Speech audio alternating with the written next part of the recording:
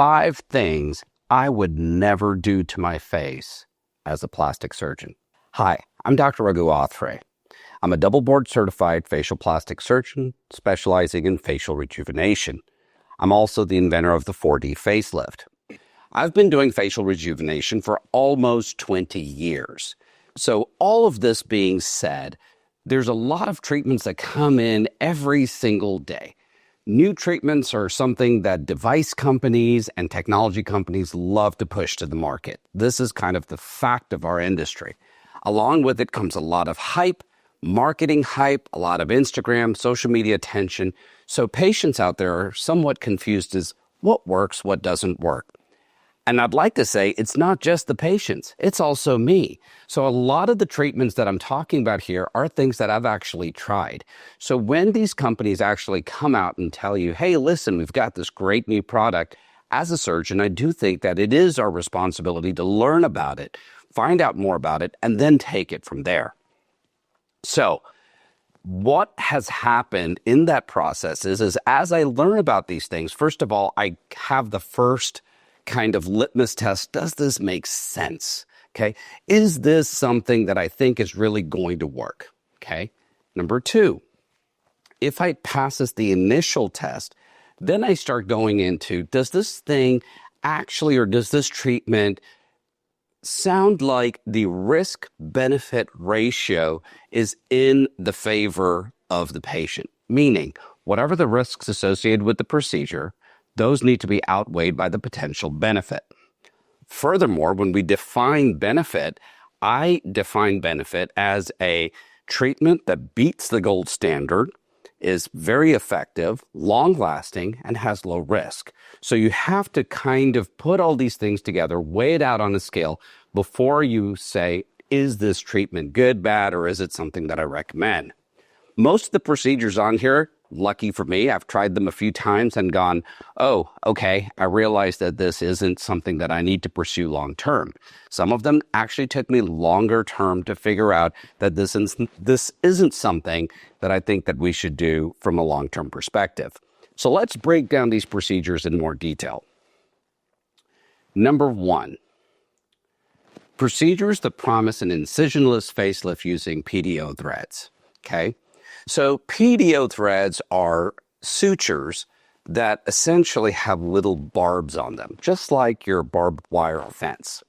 So if you take a look at the barbs, they have one direction. So they easily travel through the tissues in one direction, however, can be pulled in the opposite direction. They create resistance, and thereby you're supposedly supporting the face. So you can pull it back, sew it to deeper structures. But here's the problem with this entire idea. If you think about all these tissues are actually pretty heavy tissues, and you've got muscles that are actually working against these tissues, and that's what's actually pulling them down. Some of the videos out here I've actually shown how you have to separate the ligaments of the face to truly get a good facelift. So is it possible to lift the face simply with these PDO threads? The reality to that answer is no.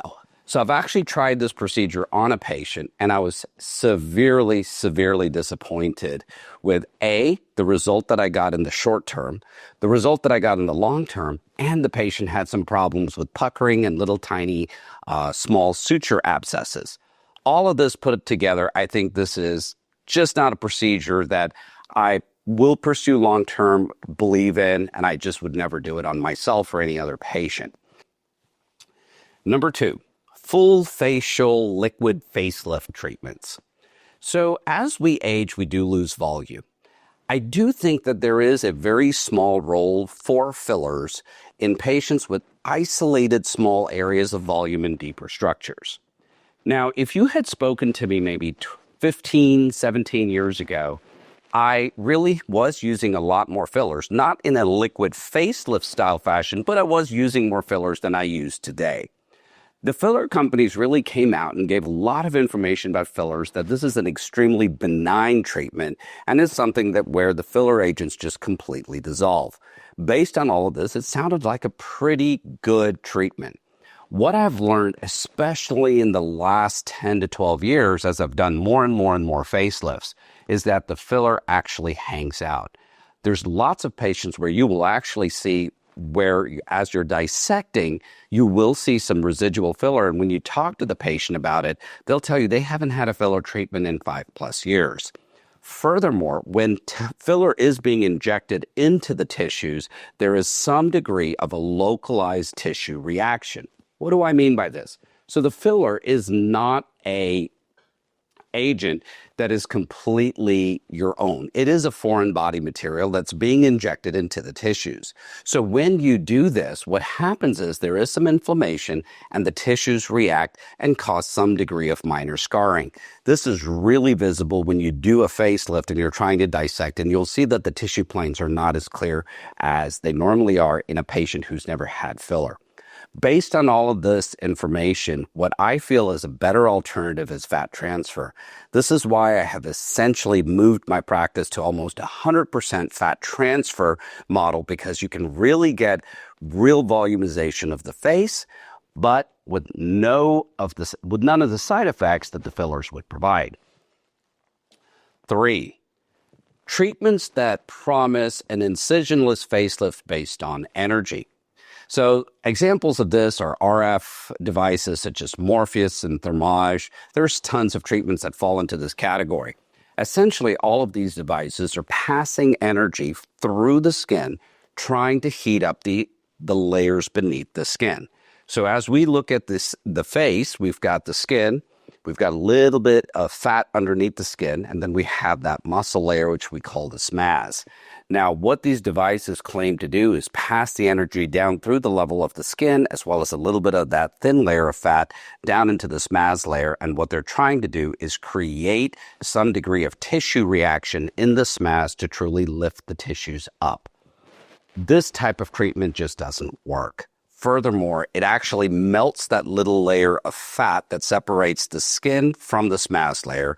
And 3, causes a lot of scarring between the SMAS and the underlying layers.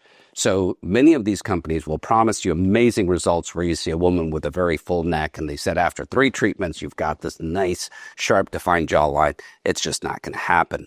Long term, those tissues really do not have the structural integrity to hold that form and the sharp definition. If the sharp definition is something that you want, you really need to go for a more surgical solution. Furthermore, these short-term energy fixes kind of almost kick you behind when you try to do a surgical solution due to the fact that they're causing scarring. So therefore, A, the procedure is more difficult, tissue planes are more difficult to dissect, and hence it becomes a more difficult surgery.